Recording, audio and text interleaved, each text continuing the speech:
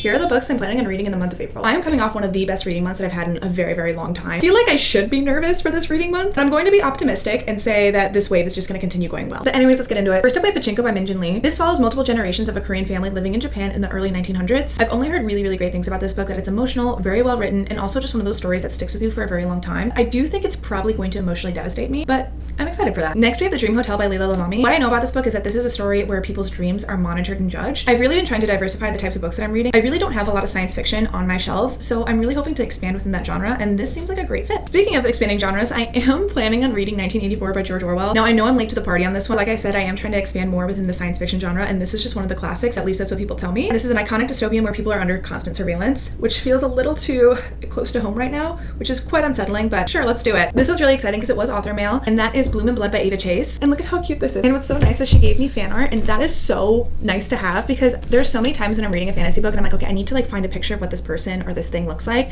and then I go to look it up, and then I get spoilers from looking it up. So I'm very happy that she sent me fan art, because look at this. I'm like a tall, dark-haired, morally gray man.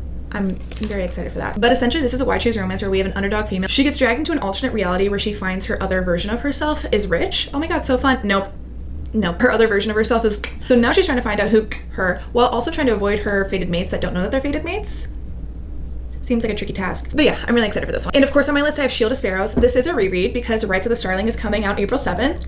This was one of my favorite fantasy reads last year. I love the writing, I love the characters, and I love the world. And I'm hoping that I get some questions from the first book answered, hopefully. Next we have All Good People Here by Ashley Flowers. I haven't read anything by Ashley Flowers before. I am just trying to put more thrillers and mysteries within my reading routine, mostly because I found myself getting into a lot of book slumps, and what's nice about thrillers is that they're typically fast-paced and they typically help me avoid getting into a reading slump. However, most of the thrillers that I've read recently have been pretty mid, so I'm really hopeful that this gets me out of my thriller reading slump. It's ironic, I know, the genres that typically help me get out of reading slumps are now in a reading slump of its own. So I'm hopeful this will drag me out. And speaking of thrillers reading slumps, I am planning on reading Want to Know a Secret by Frida McFadden. I love Frida McFadden, however, I'm losing hope for her a little bit because some of the recent stuff I've read from her, they're not hitting, man. I have very, very, very low expectations for this. I really hope it's good. Even if it's not, though, I will continue to read Frida McFadden books just because they are fast-paced and they are bingeable, but I need something more from her. Fingers crossed. And finally we have Conform by Ariel Sullivan. This is set in a dystopian world where their society is very controlled and there's very strict rules. I've heard nothing but great things about this. And then on top of that, Beneath, which is the prequel to Conform, has just come out. So if I love it, I'm going to read this immediately. If I don't, I'm going to have a chat with myself that I should read the first book before purchasing the second book.